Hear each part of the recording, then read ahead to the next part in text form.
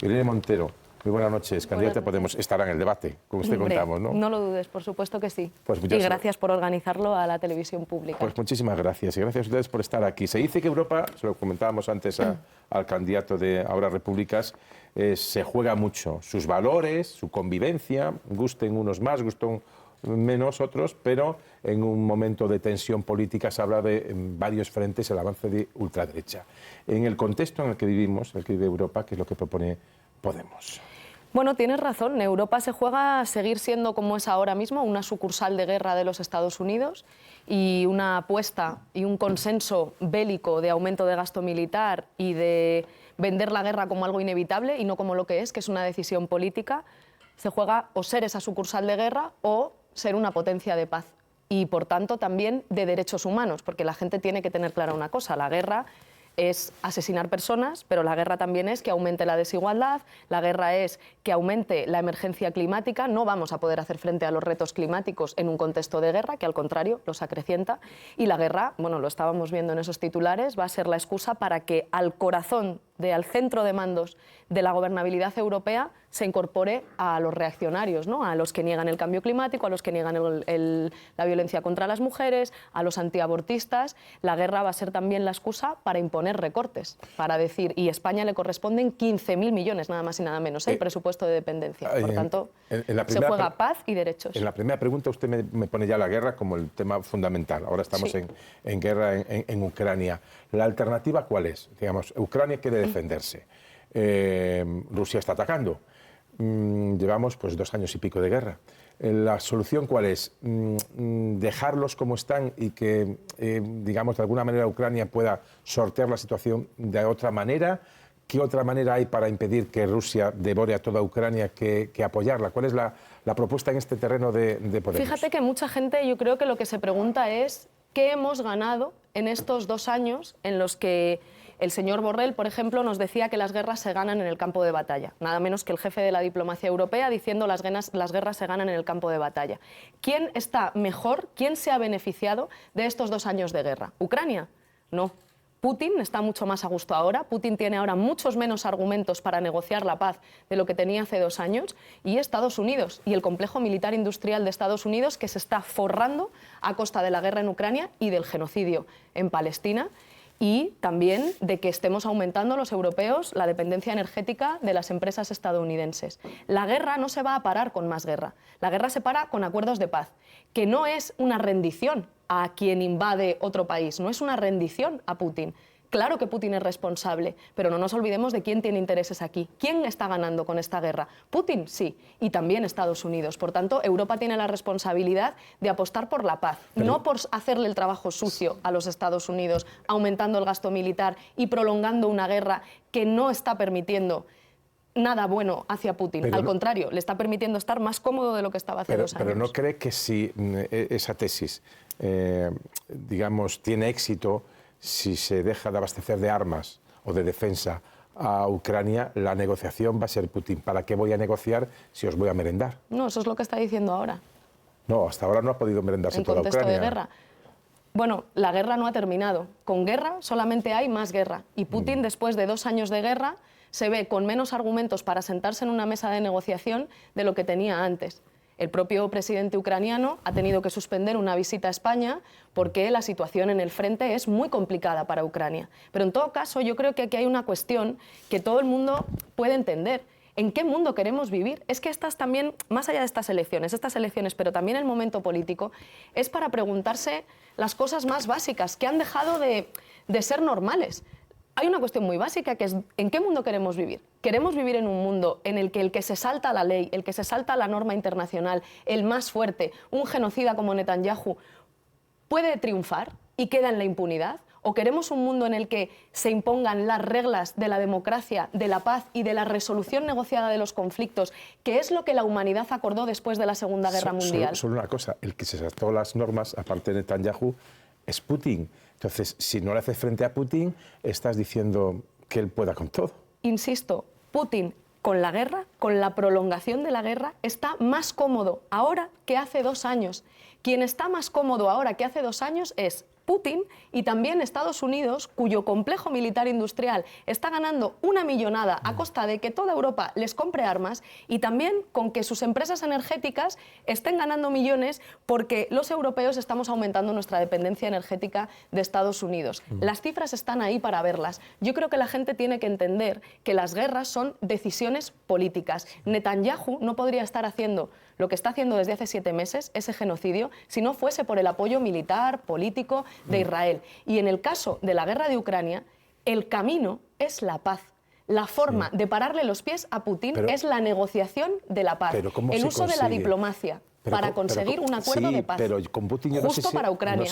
Yo no sé si con Putin la diplomacia clásica sirve para mucho. En cualquier caso, no sé ¿Sirve ahora. la guerra? ¿Sirve la guerra? Seguramente no, pero estoy convencido de que Putin estaría mucho más contento que ahora si al inicio de la guerra sus blindados hubieran tomado Kiev y no pudieron tomar Kiev, con lo cual ha llegado un momento donde se han estabilizado los frentes. Pero es una discusión bélica en la que no voy a entrar porque me queda poco tiempo. Yo sí, porque es lo más importante de estas elecciones, que podamos romper ese consenso belicista que tú estás defendiendo cuando planteas las preguntas. La guerra solo trae más guerra y la guerra hace que ganen los más fuertes, los que más capacidad tienen. Estamos hablando de un enfrentamiento entre potencias nucleares. Sí. Desde que hay países con armas nucleares, las potencias nucleares han negociado la paz antes de meterse en guerras como esta, porque peligra la humanidad. Por tanto, la paz es un planteamiento que sí permite que se haga justicia y que para los pies a los que abusan, que para los pies a los que invaden, que paran los pies a los genocidas. Ese es el camino. Permítame una cosa, le estoy replicando porque usted ha sacado, y con todo el derecho del mundo, y además tiene mucha razón en que la guerra es una cuestión ahora prioritaria en Europa. Por eso estamos hablando de las elecciones europeas. Me parece muy correcto este diálogo. Solo una cosa, no infiera de mis preguntas que yo tengo una posición belicista. Me alegraría mucho más que la tuvieses a favor de la paz, te lo aseguro. Yo la puedo tener a favor de la paz, pero puedo tener una idea distinta de cómo se consigue la paz. ¿Se consigue con guerra? No, desde luego... ¿Vamos a vencer militarmente a Putin? Dejando abandonados a los países, a lo mejor no. ¿Vamos a vencer militarmente a Putin, una potencia nuclear? Que no lo sé, porque no sé de guerras. Simplemente digo y le planteo de si la posición de Putin, si al inicio de la guerra toma Kiev, sería mejor o peor que ahora. Pararle los pies a Putin significa negociar la paz. En cualquier caso. Y que haya un acuerdo de paz justo. En cualquier caso, y que todas las potencias internacionales apoyen un proceso de paz negociado. Sin duda. Yo no estoy infiriendo de usted que con sus respuestas tiene una posición a favor de que Rusia se apodere de toda Ucrania. Usted no infiera de mí que yo tengo una posición belicista, porque no es cierto. Bueno, usted me está planteando que la guerra es necesaria para ganar a Putin. Eso es defender la guerra. Yo a un estoy país diciendo que la guerra se termina con más paz caso, y que a Putin se le para los pies con un acuerdo de paz, no prolongando una guerra que solamente está beneficiando a Putin y al complejo militar industrial de Estados Unidos. En cualquier caso, no he defendido ninguna posición. Usted sí que está defendiendo con todo su derecho una posición. Sí, yo estoy es que creo que es lo que se juega Europa. Me parece correctísimo. Yo solo estoy formulando preguntas. Una cuestión que ha sido muy comentada en las últimas horas, casi minutos, una intervención hoy de Feijóo sobre las alianzas. Va a ser necesario construir alianzas en la Unión Europea y uno va a ser, ellos dicen que de momento con Meloni no lo rechazan. Esto ha sido muy comentado. Imagino que en los próximos días y horas va a ser aún más comentado. ¿En qué opina al respecto? Le decía antes que la guerra va a ser la excusa para incorporar al centro de decisiones de Europa a los sectores más reaccionarios, a la extrema derecha. Lo que está diciendo Ursula von der Leyen es que empezó con un pacto verde europeo su legislatura. Lo que está diciendo ahora es cualquiera que defienda el aumento de gasto militar, cualquiera que defienda someterse a las directrices de la OTAN y, por tanto, de Estados Unidos, es bienvenido al centro de mandos de Europa. El parteaguas en Europa ahora mismo es entre quienes defienden el consenso bélico, aumentar el gasto militar, fomentar y favorecer las guerras, ser cómplices de un Estado genocida como Israel, y quienes hacen una apuesta por la paz. Y lo que von der Leyen está diciendo es, con la excusa de la guerra, gracias a la guerra, todo aquel que esté de acuerdo con el aumento de gasto militar y con someternos a las órdenes de la OTAN de Estados Unidos, va a poder estar en el corazón de la toma de decisiones de Europa, incluso, pues eso, aunque sean antiabortistas, aunque creen zonas de exclusión para personas LGTBI, aunque sean negacionistas del cambio climático o de la violencia contra las mujeres. Yo creo que frente a eso, la ciudadanía de España y de Europa, que somos pueblos de paz, que somos gentes de paz, tenemos que lanzar un grito ciudadano en Europa en defensa de la paz y en defensa de más derechos, porque Con la guerra van a venir también recortes económicos y recortes en derechos y libertades. Si se incorporan al corazón de la toma de decisiones los sectores más reaccionarios, la extrema derecha, vendrán recortes en derechos feministas, en derecho de reunión y manifestación, en los derechos civiles y políticos. Y por eso yo creo que es muy importante romper ese consenso belicista que ahora mismo comparten desde la socialdemocracia hasta la extrema derecha y hacer que Europa sea una potencia de paz y no una sucursal de guerra de los Estados Unidos. Cosa de actualidad, asunto de actualidad, noticia de actualidad es el reconocimiento del Estado palestino para la próxima semana, para el próximo martes. De todo lo que se ha dicho, ¿cómo ve la actuación del gobierno español? Y también se le ha criticado a Yolanda Díaz unas palabras en las que decía reconocimiento de Palestina desde el río, entiendo que es el río Jordán, hasta el mar. Se le dice es que eso lo utiliza habitualmente Hamás, que también ha salido en la ecuación y ha salido ETA, pero sobre el reconocimiento de Palestina y esta expresión de la vicepresidenta, quería conocer su opinión y sobre todo si cree que es posible la teoría de los dos estados y si eso incluiría que aparte de Palestina esté también Israel existiendo. Bueno, muchas cuestiones aquí. Lo primero, que seguro que lo sabe todo el mundo, ¿no? Pero en Palestina, en ese estado que ahora vamos a reconocer, desde hace 7 meses hay un genocidio que está perpetrando el Estado genocida de Israel. Entonces, ahora mismo lo más urgente es parar ese genocidio. Han sido masacradas ya 35.000 personas en Palestina. ¿Cuántas más hacen falta para que las fuerzas de Europa se pongan firmes frente a Netanyahu? Si ahora mismo lo más urgente es parar el genocidio, la pregunta es, ¿por qué en medio de unas elecciones europeas el gobierno reconoce al Estado palestino cuando lo teníamos que haber hecho mucho antes? Bueno, yo creo que eso es resultado de la presión y del trabajo y de la movilización del movimiento de solidaridad con Palestina, pero ¿va a servir para parar el genocidio? Todos los expertos dicen que no, que para parar el genocidio lo que hay que hacer es romper las relaciones diplomáticas con Israel. Las hemos roto con Argentina por unas palabras repugnantes. Yo creo que la masacre de 35.000 palestinos y palestinas es algo bastante más serio que cualquier palabra repugnante y, por tanto, no puedo entender cómo en 7 meses de genocidio no hemos roto las relaciones diplomáticas con el Estado genocida de Israel. ¿Por qué no llevamos a Netanyahu ante la Corte Internacional de Justicia? Para que un genocida no quede en la impunidad, para que a la humanidad le lancemos el mensaje de que un genocida no puede hacer lo que quiere, de que queda en la impunidad, de que no queda en la impunidad, de que se le paran los pies. ¿Por qué no hacemos un embargo total de armas? En este país, en 3 días se descubrieron 3 barcos que iban a hacer escala en nuestro país y que podían terminar llevando armas a Israel. ¿No parece muy razonable pensar que esa ruta fuese nueva? ¿Está siendo España un país de tránsito para armas que terminan siendo usadas por Israel para asesinar a palestinos? Yo creo que tenemos mucha responsabilidad porque no hacer algo, no tomar medidas pudiendo hacerlo es ser cómplice del genocidio. Y esa es la prioridad ahora. Y luego que obviamente que la presión del movimiento de solidaridad con Palestina nos permita reconocer al Estado, bien, queda por saber qué fronteras se van a reconocer. Desde el río hasta el mar lo grita hasta Naciones Unidas. ¿Sabe por qué? Porque las fronteras reconocidas por Naciones Unidas del Estado palestino van desde el río hasta el mar. Lo que pasa es que Israel lleva saltándose el derecho internacional y las resoluciones de Naciones Unidas desde el año 67 y tiene ocupado gran parte del territorio palestino. Por tanto, desde el río hasta el mar es la propuesta pactada en Naciones Unidas de cuál es el territorio del Estado palestino, pero el gobierno no nos ha dicho qué fronteras va a reconocer y esa es una duda bastante importante para saber si esto va a ser efectivo. Le formulan enseguida una pregunta a Elsa y otra a Pedro Cuartango, pero antes una cuestión. Los dos estados, Israel que exista también. Sí, si Israel va a existir, eso no cabe duda. La duda es si va a existir Palestina. ¿Con qué fronteras? ¿Con las de Naciones Unidas? ¿O se va a permitir que Israel se quede con parte del territorio palestino que ha ocupado ilegalmente? ¿Va a poder controlar Palestina su espacio aéreo? ¿Va a poder controlar sus fronteras? ¿Qué vamos a hacer los estados que reconocemos al Estado palestino para que Palestina pueda controlar sus fronteras y su espacio aéreo? Eso es lo que pasa, porque si no nos puede pasar como con el pueblo saharaui, que hacemos muchos titulares, pero luego les dejamos tirados. Vamos con las preguntas. Me quedaría alguna en el tintero a mí, sobre todo si estas elecciones son plebiscitarias no solo para gobierno y oposición, sino para Sumar y Podemos, pero a lo mejor en otra ocasión, porque ahora estamos un poco marcados por la Junta Electoral y no quiero pasarme del tiempo. Elsa y Cuartango, una pregunta breve. Ya enlazo yo por ahí. A ver, 10 años después... No me lo podía esperar. Bueno, encantada de volver a verte, Elsa. Igualmente.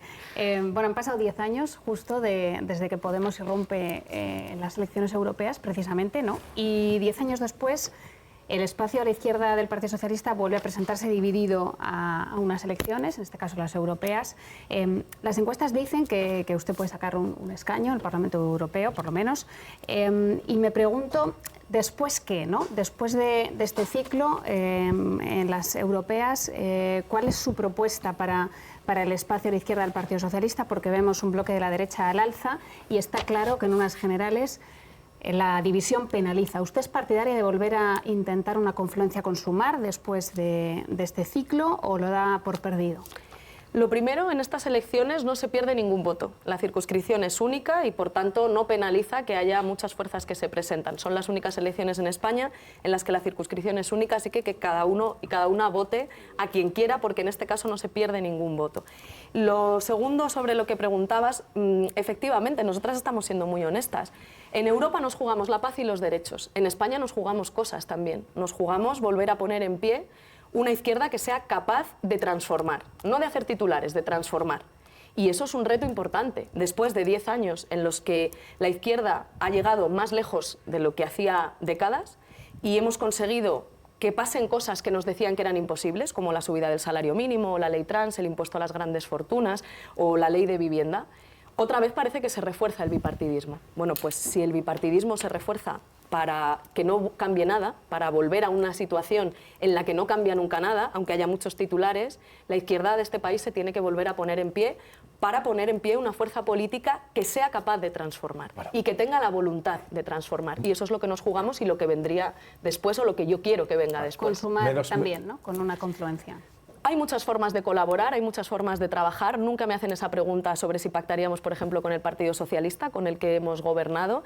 Y lo que sí tengo claro es que, efectivamente, Podemos asume sus tareas con mucha humildad. Podemos es una fuerza que asume las tareas de transformación. Vale. Allí donde está Podemos se transforman las cosas, Concluimos. Pero vamos a colaborar con otras muchas fuerzas, claro que sí. Me queda menos de un minuto para pregunta y respuesta. Buenas noches, Irene. No, Buenas noches.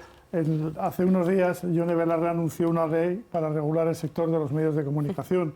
Se ha dicho, por ejemplo, que esa ley podría establecer límites a la participación en determinados medios, incluso que podría establecer cuotas en el mercado de televisión.